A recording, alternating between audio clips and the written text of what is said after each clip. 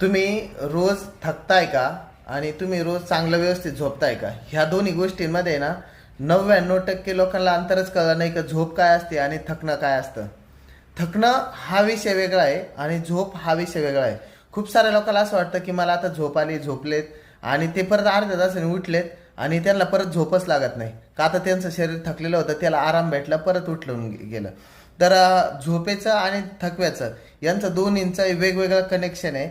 म्हणजे ज्यांची sleep cycle normal आहे त्यांचं हार्मोन सायकल नॉर्मल होती आणि हार्मोन सायकल नॉर्मल झाली का थकवा नॉर्मल होतो.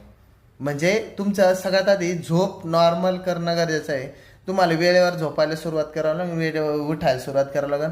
नॉर्मली सगळे जे ॲक्टिव्हिटी रुटीन पॅटर्न जे म्हणतो आपण तो नॉर्मल करणं गरजेचं आहे. तेव्हा आपल्याला ह्या दोन्ही गोष्टीमध्ये चांगला फरक जाणं. आणि हा फरक आहे ना टिकवावा लागतो. म्हणजे एकदा आला म्हणजे तो राहतो का? अजिबात नाही. एका दिवसात परत डिस्टर्ब होतं. त्यासाठी तुम्हाला तो टिकवावा लागतो.